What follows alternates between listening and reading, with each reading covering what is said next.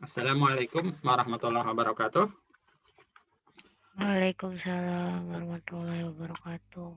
Ya, sekarang kita masuk ke mata kuliah perancangan sistem informasi untuk program studi MI semester 4.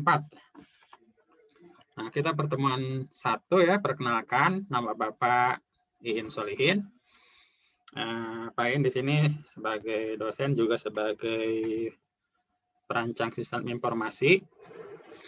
Sekarang lagi bikin sistem informasi PMB, Tracer Study, dan sispo lainnya di IKMI.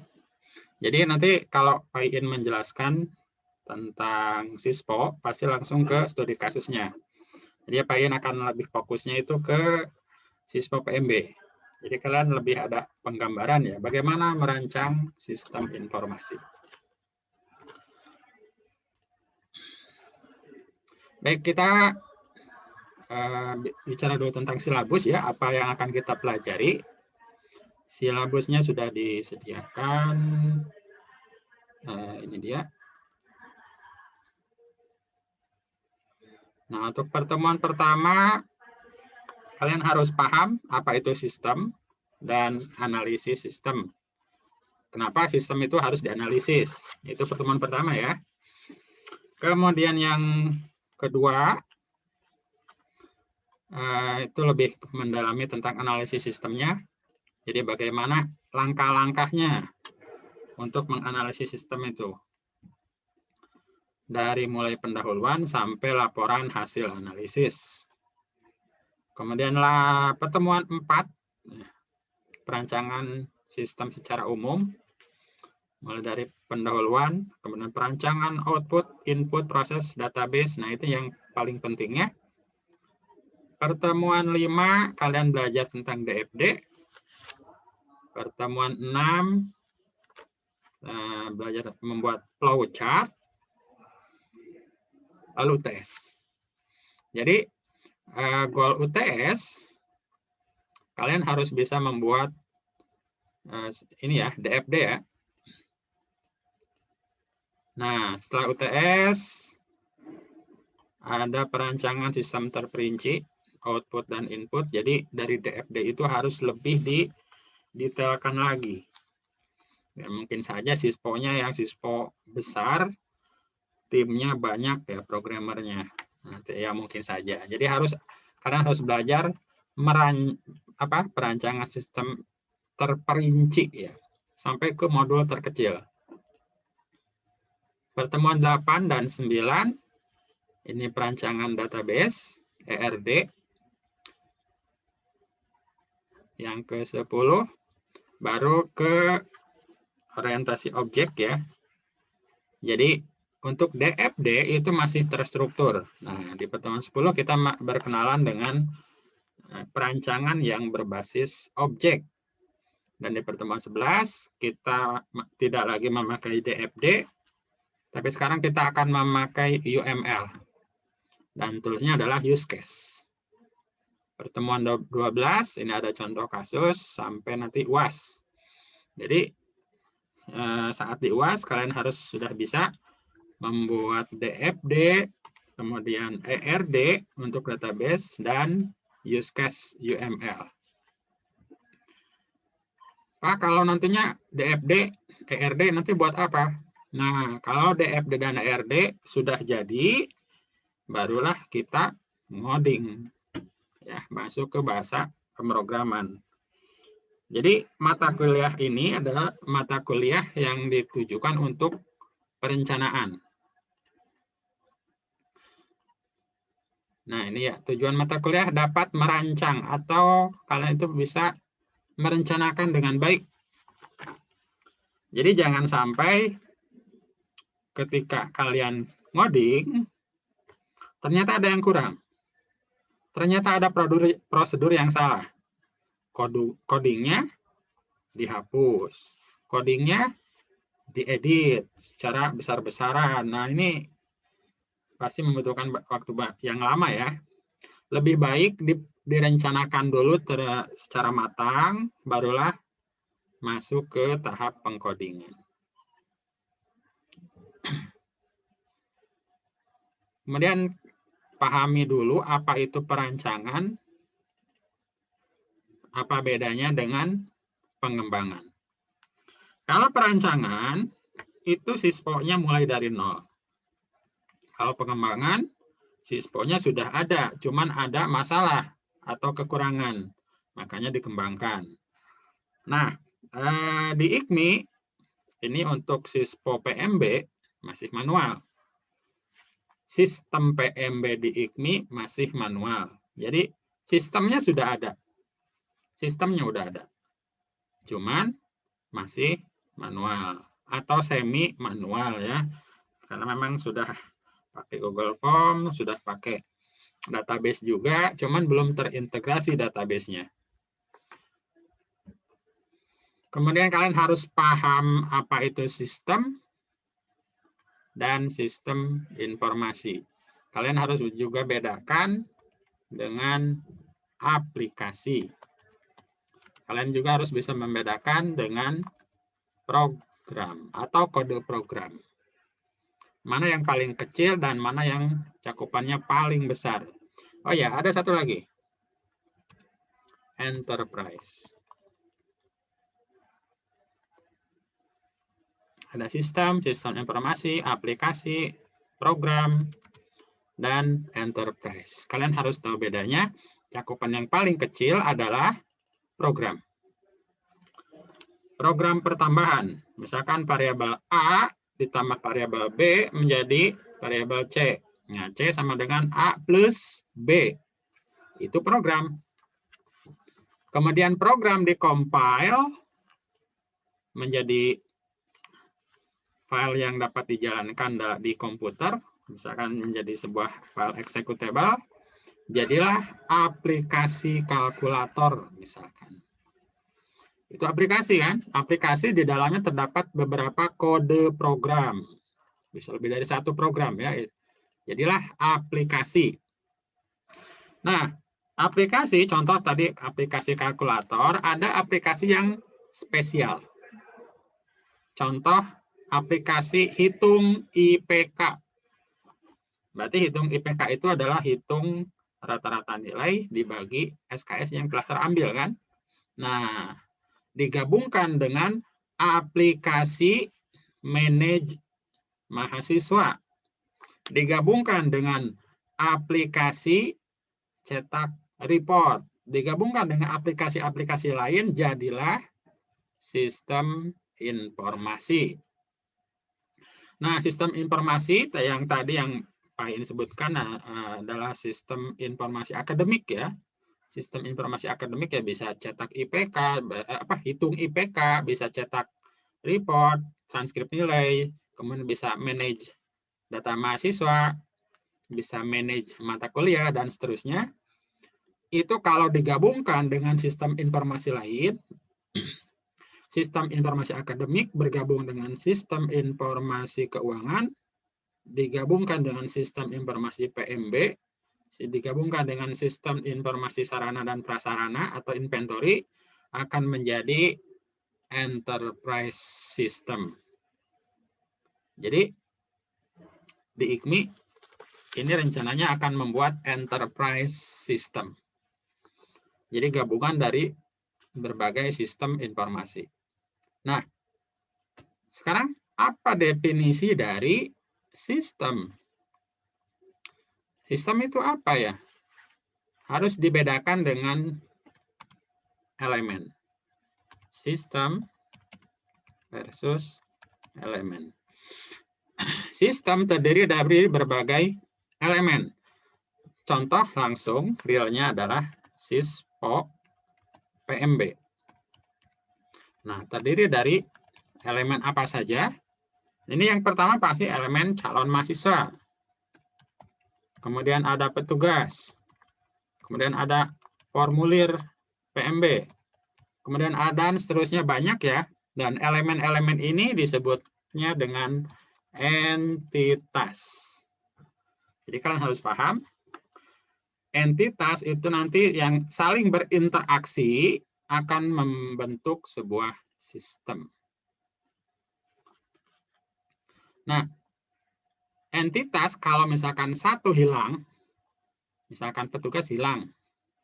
Nih, petugas hilang. Apakah Sispo PMB dapat berjalan? Tidak. Atau kalau misalkan formulir PMB-nya hilang atau tidak dibuat ya, sudah habis kan? Apakah si calon mahasiswa ini bisa mendaftar? Ya tidak ya. Jadi sistem itu wajib semua elemen eksis. Harus ada. Nah, salah satu hilang ya udah nggak bisa jalan. Salah satu macet, semua arus sistem macet. Nah, ini formulir PMB misalkan habis ya, ini kan masih manual nih ceritanya. Habis, harus ngeprint dulu. Ya iya. Ya semua sistemnya harus nunggu. Nah, itulah sistem ya.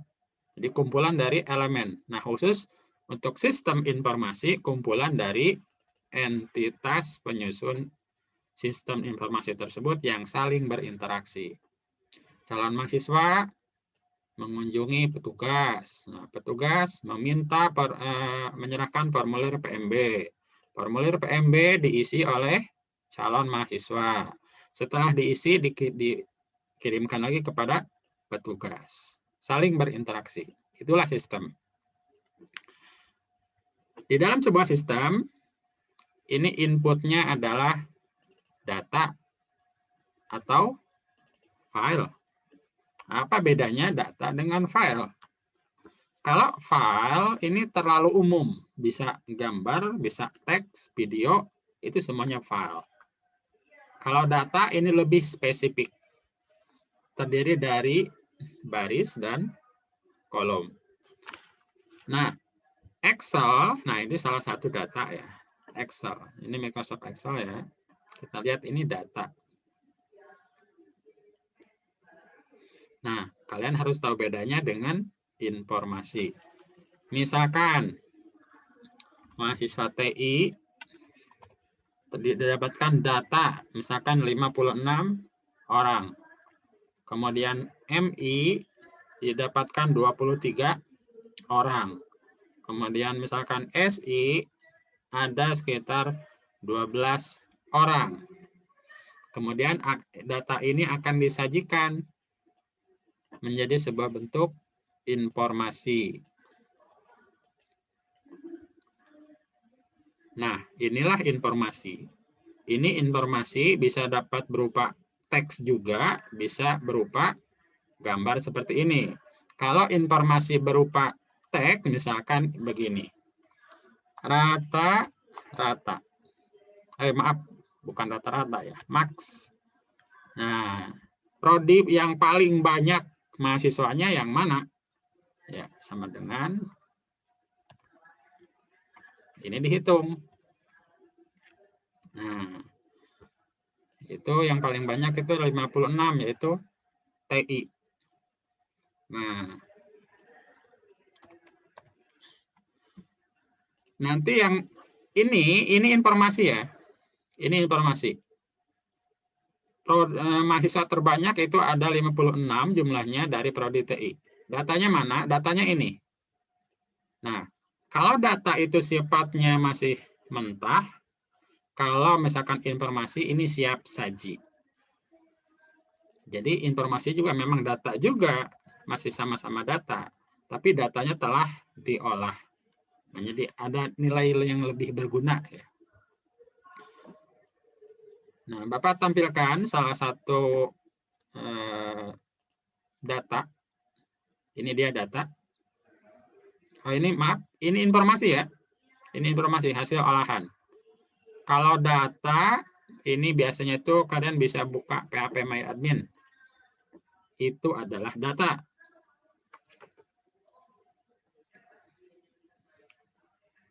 Data yang sudah punya aturan, sudah terstruktur nih ya datanya, itu disebutnya database. Nah, ini ada data siakat. Di sini ada calon mahasiswa nih ya. Data nama calon, data email, data password, semua sudah ada baris dan kolom. Kalau file enggak kan?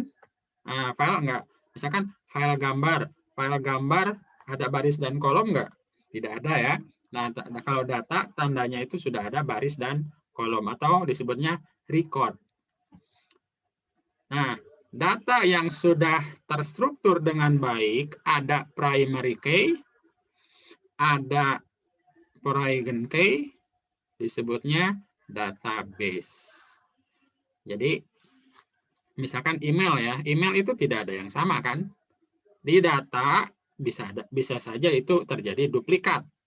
Misalkan di Microsoft Excel ya, bisa saja kita inputkan emailnya double. Nah, tapi di database itu tidak bisa ya, karena sudah menjadi ada unique key. Jadi nggak boleh ada data yang sama. Jadi kalian harus paham apa itu file, bedanya dengan data, bedanya dengan informasi, bedanya dengan database. Harus paham. Nah, Pak, kenapa kita harus belajar perancangan SI? Kenapa nih? Nah, karena stakeholder SISPO itu ada 3. Stakeholder itu adalah pemangku jabatan. Nih, yang pertama owner, yang punya duit.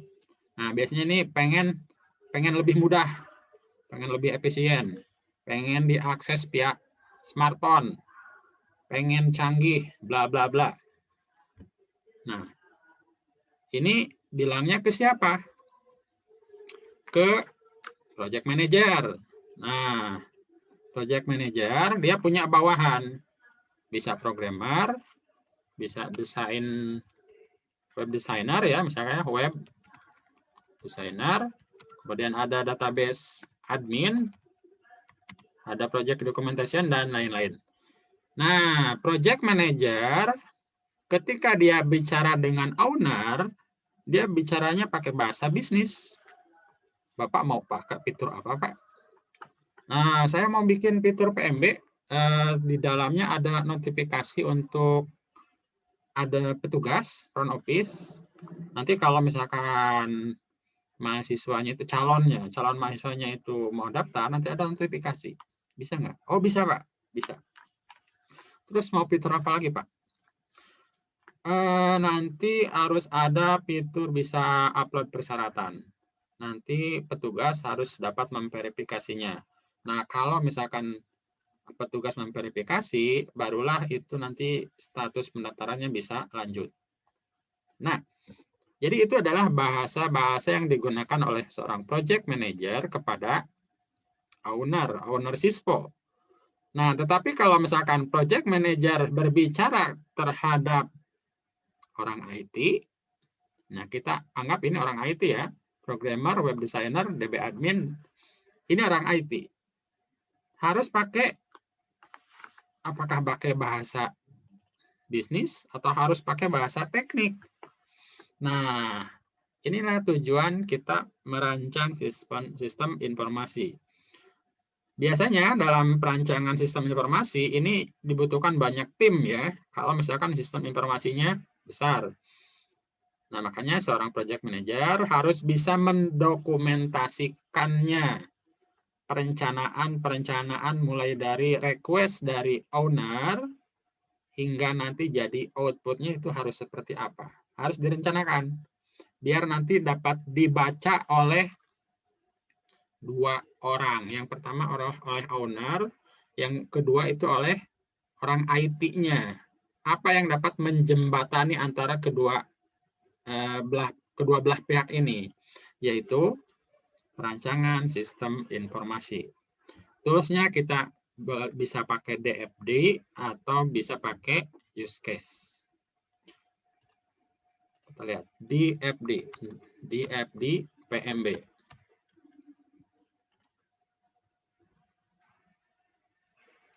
Kalau misalkan kita sebagai project manager, kita mau bicara nih sama owner nih, yang mau bikin SISPO. Pak, nanti fiturnya mau ada apa saja, Pak? PMB nih. Oh, yang pertama fiturnya pada pendaftaran, Pak. Ini pendaftaran nih. Nanti calon siswa di sini mengirimkan data siswa ke sini. Dari pendaftaran, Nah, kalau dia sudah mengisi semua isi datanya, dia bisa mendownload formulir. Nah, ini contohnya nih ya. Ini memakai DFD. Nah, jadi paham, bisa berkomunikasi. Nah, ini project manager dapat dengan lancar berkomunikasi dengan owner, ya, itu ya pemangku yang pengen bikin sistem informasinya. Kalau owner kan nggak bisa ini ya, nggak bisa bahas pemrograman, nggak paham apa itu PHP, apa itu JavaScript, kan nggak paham. Nah, kemudian untuk yang orang IT, nah orang IT biasanya itu nggak paham sama yang namanya birokrasi, nggak paham sama keuangan dan ini itu ya. Jadi beda kehidupan ya, beda lingkungan. Nah, project manager juga harus bisa mengkomunikasikan dengan programmer, web designer, dan database admin.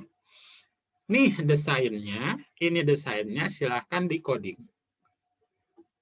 Nah, jadi kalau programmer sudah lihat ini, DFD, pendaftaran siswa formulir. Oh, berarti saya harus membuat sebuah form untuk calon mahasiswa agar menginput data siswa.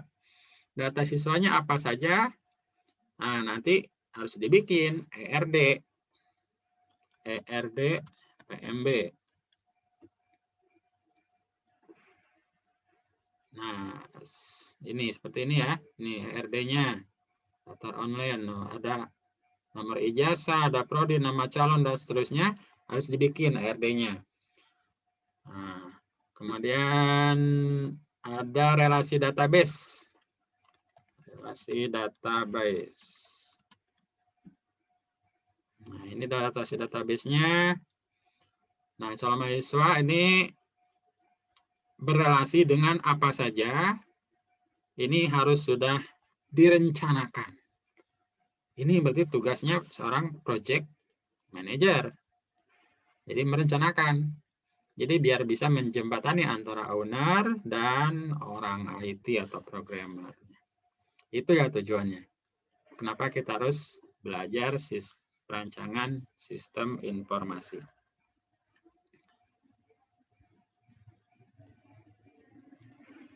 Nah, ini elemen sispo PMB, contohnya ini adalah calon mahasiswa, petugas, staf keuangan, staf akademik.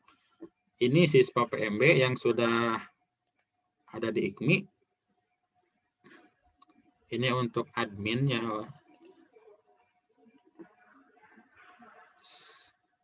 Dan ada satu lagi sispo untuk calon mahasiswa.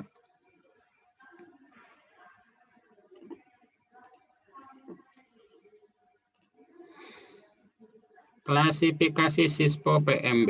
Nah, klasifikasi ya, nanti di pertemuan 1 kita harus belajar apa dari klasifikasi sistem ya. Sebentar, ini masih loading.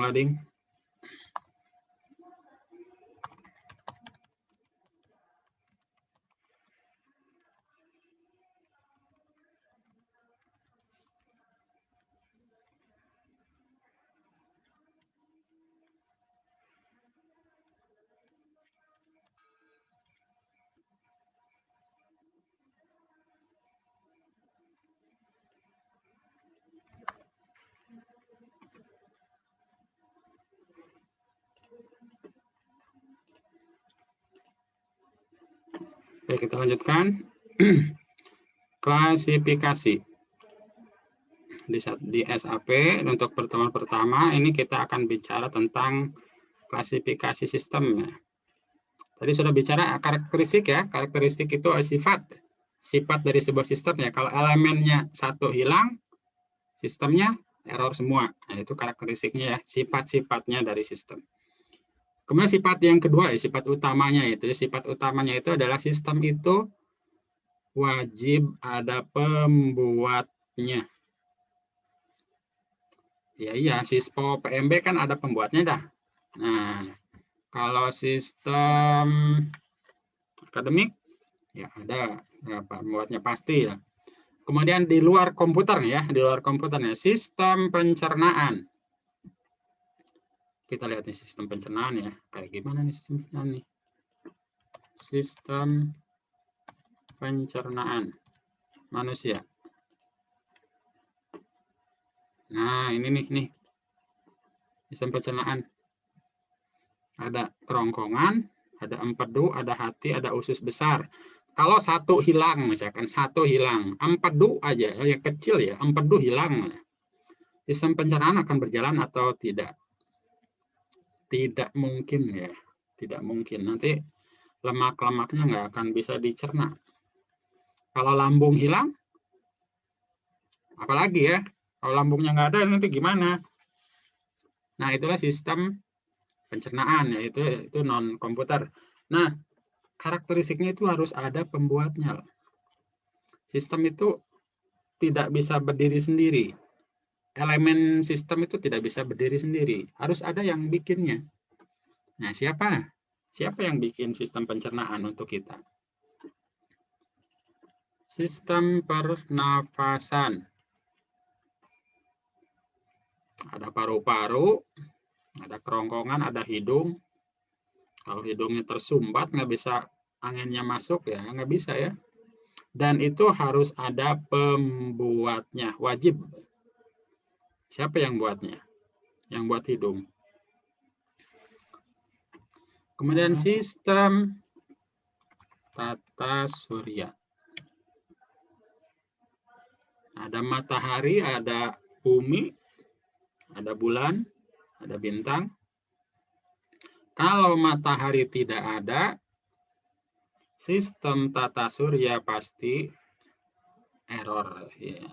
Nggak ada. Dan ini wajib ada pembuatnya. Tidak mungkin ada evolusi dari misalkan meteor menjadi planet, menjadi matahari, nggak ada ya. Itu sama saja mengatakan HP jadul bisa berevolusi menjadi HP Android. Bisa tidak? Ya enggak bisa ya. Bisa tidak? Laptop bisa berevolusi menjadi PC. Tidak bisa. Komponennya beda. Bisa tidak?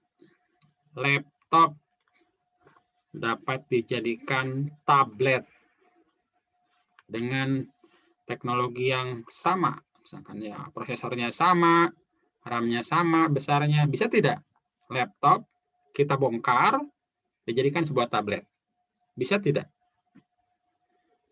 Kata pembuatnya, kata pabriknya, ngapain capek-capek ya?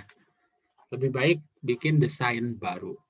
Ya sama ya, kehidupan juga kalau menurut pribadi Pak In, evolusi itu ya bikin baru aja lah. Nah, dulu dinosaurus kan punah nih. Dinosaurus punah, wah, pasti pada mati ya. Ya udah bikin baru aja. Bikin hewan baru maksudnya itu ya. Jadi sistem apa ya? Sistem ekosistem namanya tuh, ekosistem. Ekosistem itu kan sistem biologis ya. Ekosistem. Jadi ya ekosistem itu pasti ada pembuatnya. Jadi ini sistem ya. Jadi kalian harus paham dulu karakteristik dari sebuah sistem. Pasti ada pembuatnya.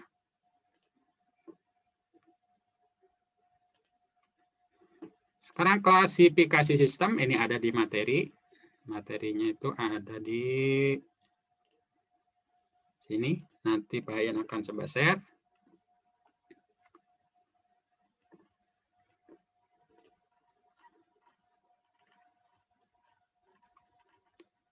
Ada sistem abstrak. Contoh sistem ketuhanan. Nah, memang ini abstrak ya. Kalau misalkan kita sholat, hati kita akan tenang.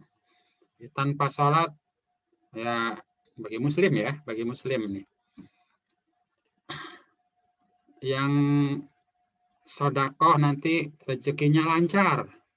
Itu sistem yang abstrak. Kemudian sistem fisik yang bisa dilihat, bisa diraba. Ya, sistem komputer ya, sistem PMB salah satunya itu bisa dilihat. Sistem alamiah, natural system, sungai, pegunungan, nah ini pasti ada pembuatnya juga ya. Tata surya, nah ini sistem ya, pasti ada pembuatnya nih. Sistem buatan manusia, sistem informasi, sistem deterministik, sistem yang beroperasi dengan tingkah laku yang dapat diramalkan. Nah, ramalan cuaca itu ya, deterministik, dan banyak lagi.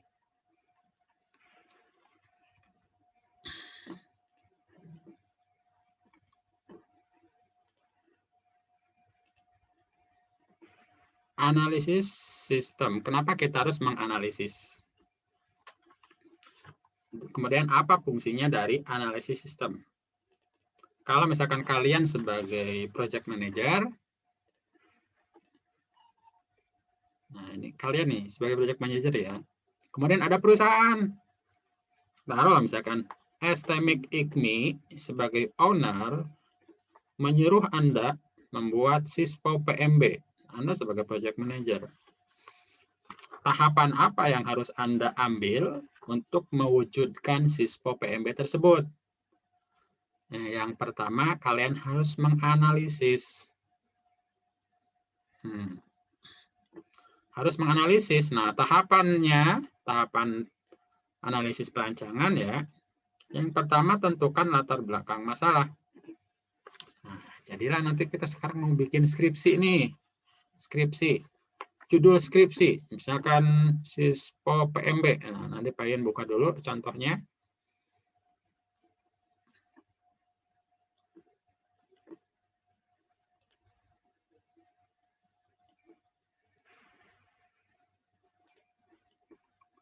Judul skripsinya adalah Sistem Informasi Penerimaan Mahasiswa Baru.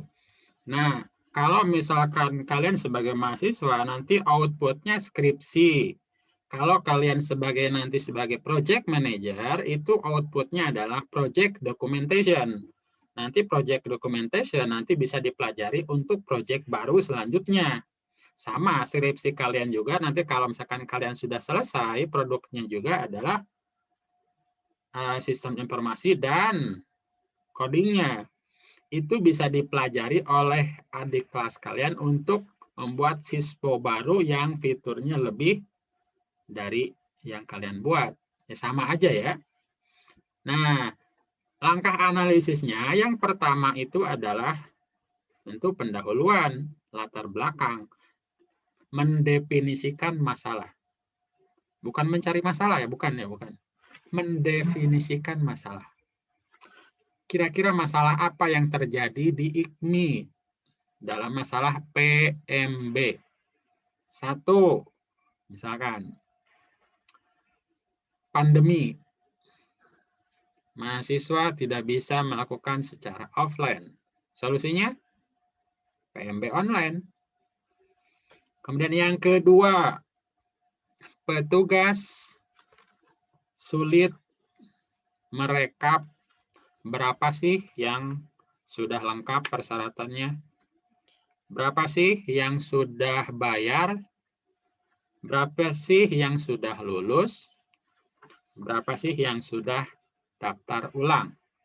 Nah, itu dia kesulitan-kesulitan itu, kesulitan dalam menyajikan laporan, itu bisa menjadikan sebuah identifikasi masalah. Kemudian yang ketiga, berkas. Berkas persyaratan mulai dari ijazah, kemudian transkrip, kemudian KK, sulit dicari karena jumlahnya ribuan. Nah, bagaimana cara mencarinya? Sesuai misalkan ada mahasiswa, Pak saya udah ngupload Pak, saya udah ngupload transkrip, tok di sini statusnya masih belum. Nah ini gimana Pak? Nah tentunya nanti kalau misalkan ada sebuah sistem informasi, nanti kelihatan kapan dia ngupload, kapan dia berhasil upload. Jadi di sana itu ada status uploadnya. Apakah status uploadnya berhasil atau gagal?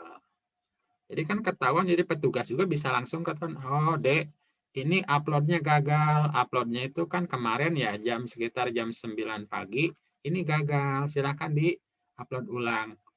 Nah enak kan kalau ada sistem informasi. Jadi itulah ada mendefinisikan masalah.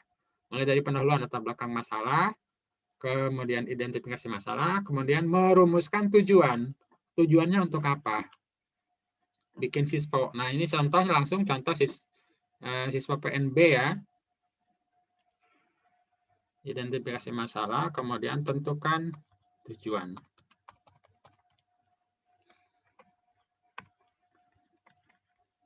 Tentunya tujuannya yang pengen cepat ya, pengen cepat real time. Saat ini juga menyajikan laporan. Petugas silakan print jumlah calon mahasiswa yang sudah lengkap sampai saat ini. Tinggal klik print. Saat itu juga real time. Jadi tidak usah nunggu siapa Pak, saya mau rekap dulu Pak. Ini checklist. Enggak lama ya. Tapi dengan adanya sistem informasi bisa secara real time. Kemudian tentukan metode pengembangan sispo. Nah, nanti kalian harus belajar ya, nanti metodenya kalian pilih nanti ya, apakah metode waterfall, metode prototype, AD, Scrum, RAD. Ini kalau untuk PyIn sendiri ya, ini PyIn lebih senangnya itu adalah metode prototype. Ini gambarnya metode prototype. Tapi kita kalau untuk pemula ya, pemula itu ya berarti kalian harus mencoba dulu metode waterfall. Metode waterfall itu kita lihat waterfall. Seperti air terjun. Nah, di sini lihat metode air terjun, kita klik. Mulai dari analisis. Nah, berarti kalian harus menganalisis dulu. Setelah kalian diminta untuk membuat siswa PMB, menganalisnya ke mana? Tanyakanlah ke petugas. Nah, Pak, kalau di sini cara mendaftar bagaimana, Pak? Tahap pertamanya gimana? Oh, silahkan sediakan dulu persyaratan. Persyaratannya apa saja, Pak? Nah, yang pertama, ijazah, kemudian transkrip, kemudian KK, KTP. Nah, kalau misalkan saya belum lulus, Pak, ini gimana? Nah, ijazah nanti bisa digantikan dengan surat keterangan siswa tingkat akhir dan bla bla bla. Misalkan transkrip nilai bisa digantikan dengan raport terakhir. Itu semua harus ditulis menjadi sebuah proses bisnis ya. Bukan bisnis jualan, bukan ya, tapi aktivitas yang dilakukan oleh entitas. Proses bisnis ditulis. Satu, tahapannya adalah calon menyediakan persyaratan. Yang kedua, kalau misalkan ini PMB online, silakan mengunjungi link pmb.ikmi.ac.id. Kemudian yang ketiga, misalkan registrasi via Gmail atau login via Gmail. Kemudian yang keempat, mengisi biodata. Yang kelima, mengisi data pekerjaan. Yang keenam, misalkan mengisi data orang tua dan seterusnya. Sampai terakhir, dia bisa mendownload kartu tes PMB. Jadi kan setelah mengisi semuanya, mengupload persyaratan, sampai mendownload mendownload kartu tes PMB. Contoh ini ya, contohnya di PMB online.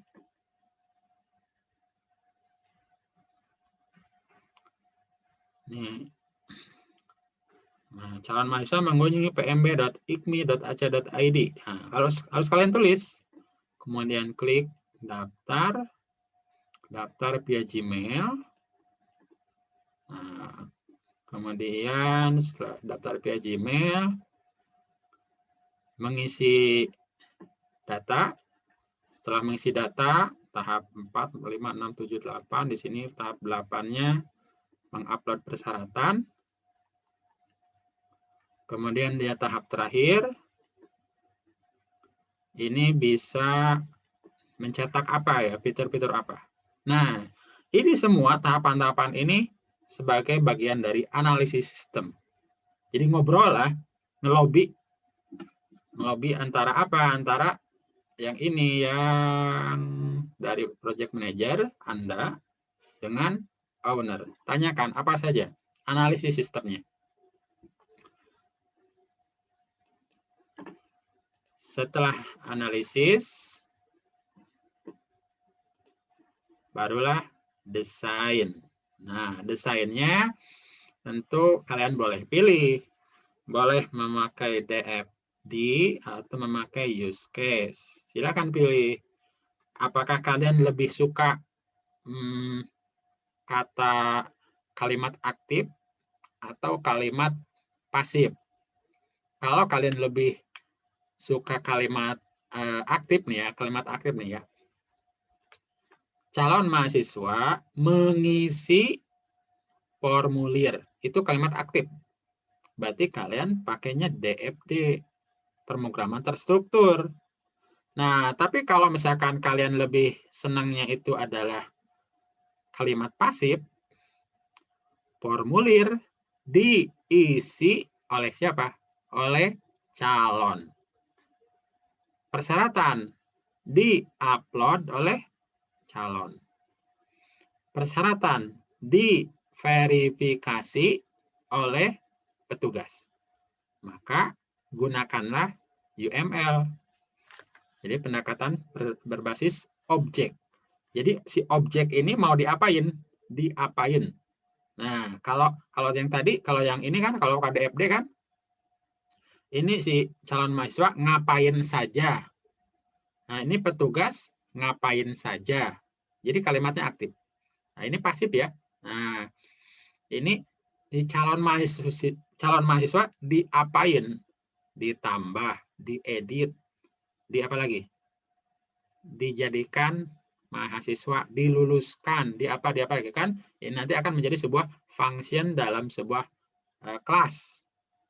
Nah, kalian mau pilih yang mana terserah. Pak, bagusnya yang mana? Dua-duanya bagus. Bagus ya.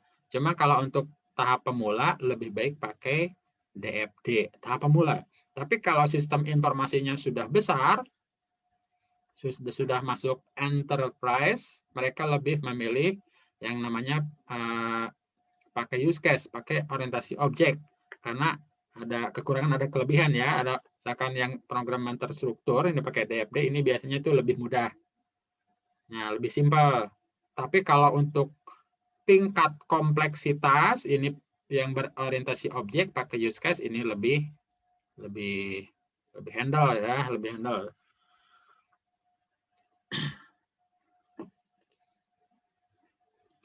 Desain. Setelah desain, barulah implementation, barulah ngoding. Nah, setelah di coding, di testing.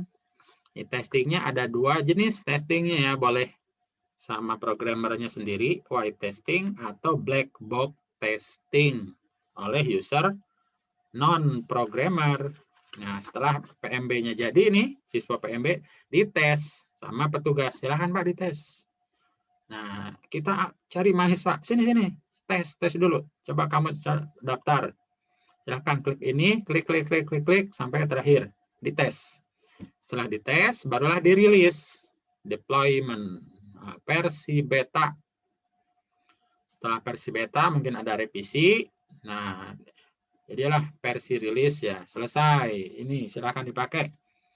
Nah, kemudian ini belum selesai nih.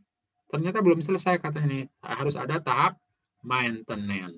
Dan tahap maintenance ini bisa lama banget ya, tergantung ya konsultannya, project manager. Apakah menawarkannya misalkan nanti untuk maintenance free-nya, free maintenance ini sekitar 1 tahun misalkan ya. 1 tahun maintenance, nanti setelah 1 tahun tidak ada masalah silahkan dilepas. Nah, gitu ya. Jadi maintenance itu memang harus selama sispo ini dipakai harus ada maintenance. Walaupun kalian nanti sebagai misalkan dari pihak perusahaan sebagai project manager nanti akan ada maintenance gratis ya untuk sispo yang kita buat misalkan setahun. Nah, setelah setahun harus ada orang yang maintenance di mana? Ya di internal ya, pihak internal. Jadi pakai metode waterfall. Nah, metode ini waterfall ini seperti air terjun. Jadi tidak bisa kembali lagi ke atas. Ini tentunya ada kekurangan ini metode waterfall ini. Nah, kalau misalkan di testingnya ini ada error, kan dia nggak bisa kembali lagi ke atas kan ya? Nah, ada lagi, itu di seperti ini gambarnya nih. Nah, sekarang metode waterfall yang terbaru ada gambarnya seperti ini. Jadi dari implementation bisa kembali lagi ke desain. Dari desain bisa kembali lagi ke requirement. Kembali lagi. Habis ngoding, kembali lagi nganalisis. Dari nganalisis ke desain. Dari desain ada sedikit trouble, balik lagi ke analisis. Nah, itu bisa bolak-balik. Itu kalau programmernya 1 orang sih nggak ada masalah. Kalau programmernya 10 orang, waduh, ribet juga ya pakai metode waterfall. Makanya dicoba metode-metode yang lain, salah satunya adalah metode prototype. Apa itu metode prototype? Kita lihat prototype.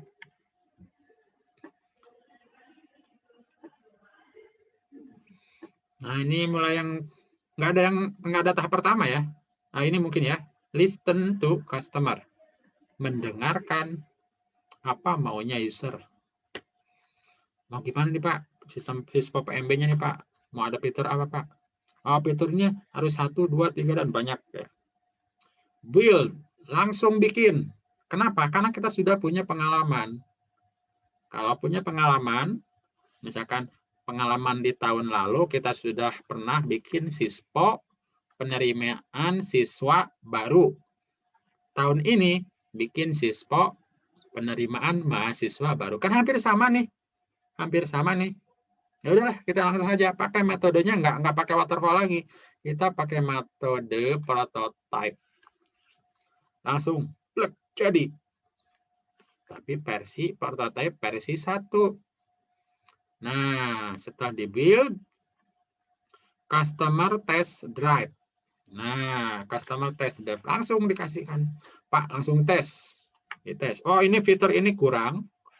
Oh, fitur ini keliru. Oh, ini fitur ini nggak nyambung.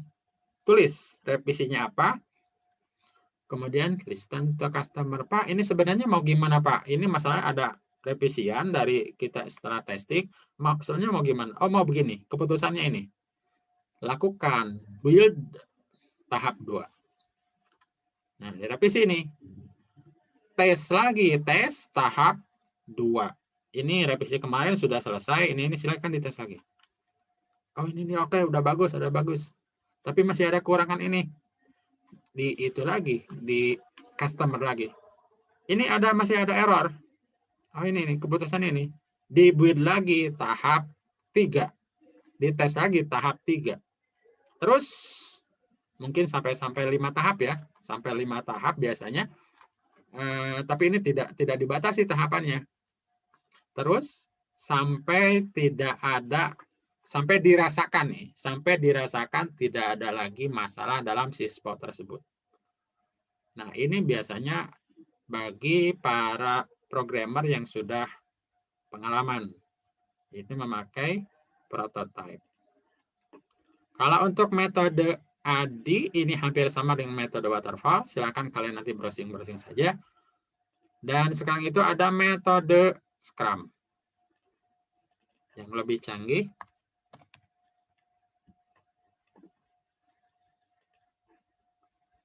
Sprint. Nah, jadi tipenya itu sprint. Nah, ini memerlukan tim. Nah, timnya nih banyak nih, programmernya ada 10 orang. Ini bisa memakai Scrum atau memakai RAD, Rapid Application Development. Jadi, paralel. Programmer 1, 2, dan 3, kamu data mahasiswa ya. Programmer 4, 5, dan 6, kamu report ya. Programmer sisanya, desain ya, bikin CSS, bikin JavaScript animasi. Nah, saya sendiri sebagai database admin, ayo kita bekerja sama-sama. Minggu depan harus ada laporan. Kerjakan. Nah, itu adalah metode Rapid Application Development. Jadi, silakan kalian mau pakai metode yang mana saja. Yang penting cocok dengan sispo yang ingin kita buat. Kalau untuk skripsi ya biasanya waterfall, ya waterfall banyak lagi ya. Tapi bisa dicoba loh. Prototype juga bisa dicoba. Baik, untuk pertemuan yang pertama, Bapak kira cukup ya untuk rancangan sistem informasi. Untuk pertanyaan dan komentarnya nanti kita bisa pakai WhatsApp group. Mohon maaf apabila ada kekeliruan. Wassalamualaikum warahmatullahi wabarakatuh. Waalaikumsalam. Waalaikumsalam warahmatullahi wabarakatuh. Terima kasih, Pak. Terima kasih, Pak. Terima kasih, Pak. Terima kasih, Pak.